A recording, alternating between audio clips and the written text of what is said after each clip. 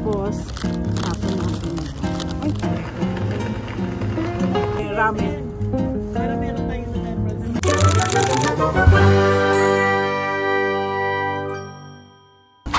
Gumagawa po sila ng mami. Yan, may ano. Tapos, ang gagawin dyan? Kaya kasi bold. Oo, bold. Tapos, anong gagawin nyo? May induction. May induction siya? After 3 minutes. Saan nyo kukunin yan? Sa taas. Sa taas? Kasi sa taas. Bibili ka ng noodles. Noodles, Tsaka kung tapos... gusto mo bibili ng egg.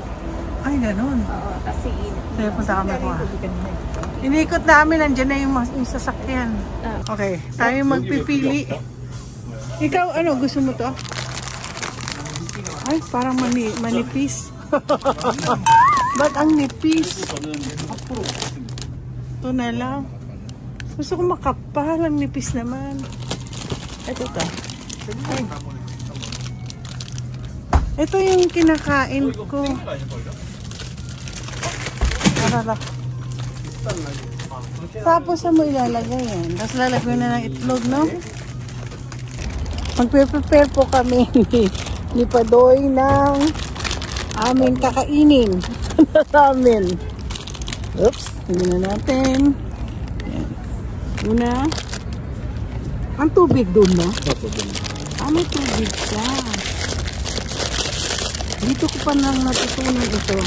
Wala, ewan ko kung may ganito sa amin sa Amerika. Ayan. Ano yan? Okay lang to. Okay na yan. So, lalagay namin yan. So, mamaya na pagluto na, ilalagay ko itlog. Meron ako cheat, ano. Ano yun? Tapos, tapon natin ito. Ay, gusto yung cheese, ano. Mamaya na yung cheese pag ano. Okay. Tapos, doon na lang ang akin. Tapon natin yun. Saan yung basura? So, after nakayabang-yabang ko, hindi ko naman ang paano gawin ito. Tapos, after nyan, saan natin ilalagay? Papakita sa akin ni Padoy. Ito? Ito. Ito. Ayan, induction. So, after that, ay nasa Korea. Hindi ko maintindihan. Tapos yan, kasi si Padoy nakakaindi na. Okay. So, anong gagawin ko na dito? Ha? Paano ito? Yung ramen niyo po. Ayan. Ano yan? Ito po yung ramen. Ano yan? Hindi ko naintindihan. Ramen po. And then start. Start.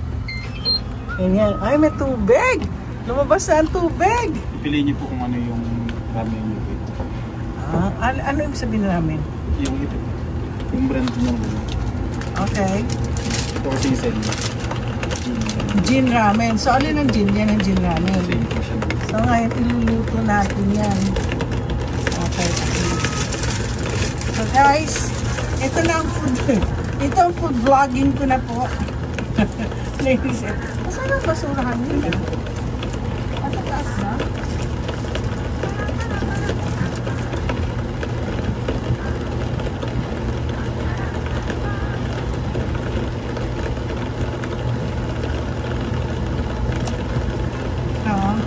Ito na po. Ito na po ang food vlogging ko. Iluluto po natin. Ito ngayon ko lang po natutunan ko. Malay ko ito. Wala ko sa amin. Nano ko sa ano? Sa anghang. Ano akin?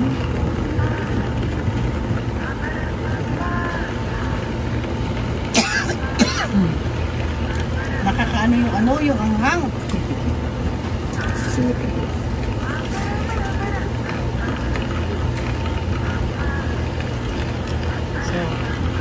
ito na po ang aking food vlogging. Diyan natin ilalagay. Ay, kumukulo na. Kumukulo. Ay, mas nauna. Mas nauna man. Uy! Kumulo kay Padoy, oh. Sa akin ang tagal. Mabagal. Tapos, Luto na kaya yung noodles? Okay. Tapos niyan, Ito na lang po yun. ha? Ito na po siya ng pusa. Ah, ganun? Lagyan ko po siya na. Ah! Salamat pa, Doy. Tapos, ilalagay yung cheese dito. Okay. Guys. So, pusa daw humihinto. So, kapag huminto daw yan, ayan na siya. Ako, si Padoy po nagtuturo po sa akin kung dapat gawin. Malay ko. Alam ko lang, simpleng nilalagay ko lang luto. Pero yung mga ganito, hindi ko maintindihan kasi nakasulat po sa ano yung free? May free pa siya. Ngayon, gusto ko yung itlog dito. Dito ko niluluto. Yan. Tapos maglalagay mo na yung cheese. Pagluto na. Ay, may paluto. May paluto. Ayan. Try niyo po yung difference ng walang cheese. Paano? Doon na. Doon ko nilalagay. Okay. Lagay natin dito. Marami akong bulsa. So, hindi pa ito luto. Luto na to. Okay. Ano yun? 1 second. Tapos na. Ay, ang galing po. Sila na mismo nagsabing luto na. Ito pa ang typical na papanood namin sa Korean drama na kami ay kumakain ng noodles. Ito, susubukan po namin noodles namin na walang lamang cheese. Pero, gusto susubukan?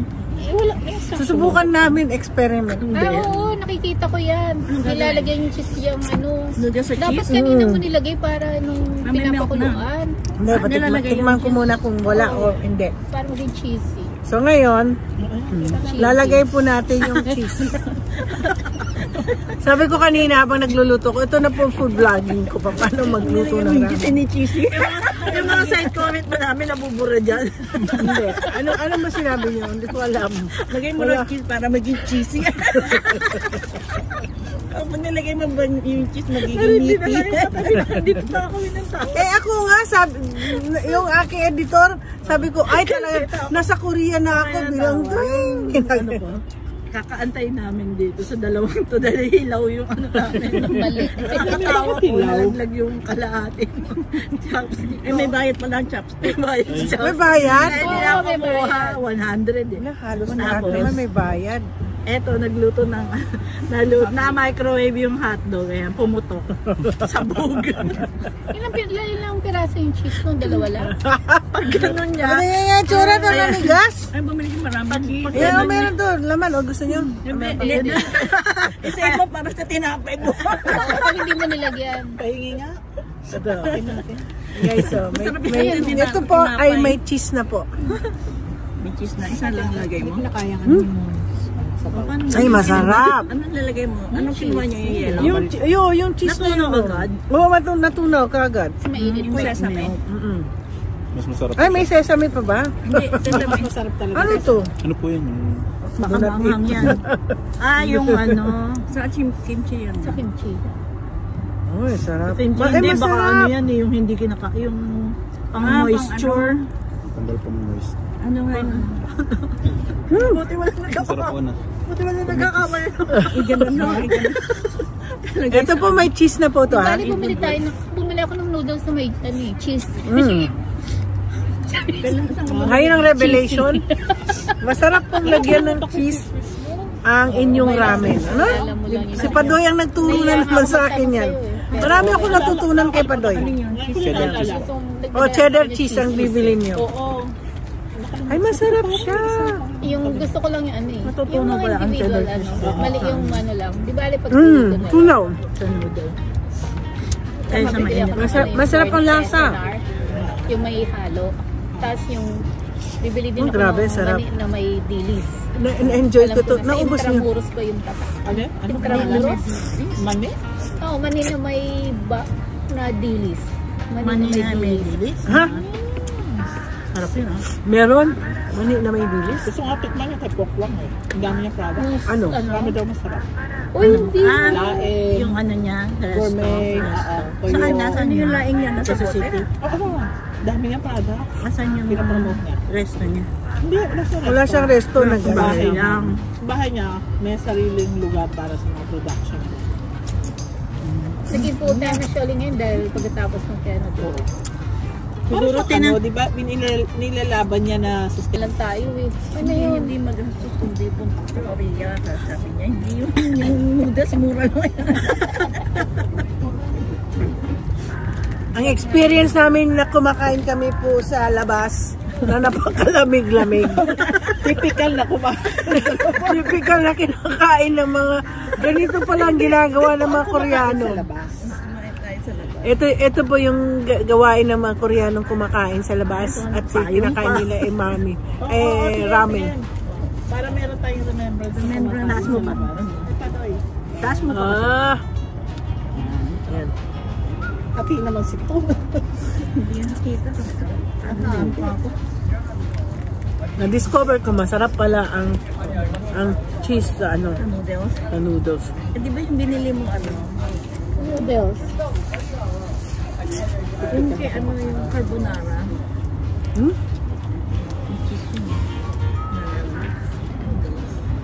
Ay nako.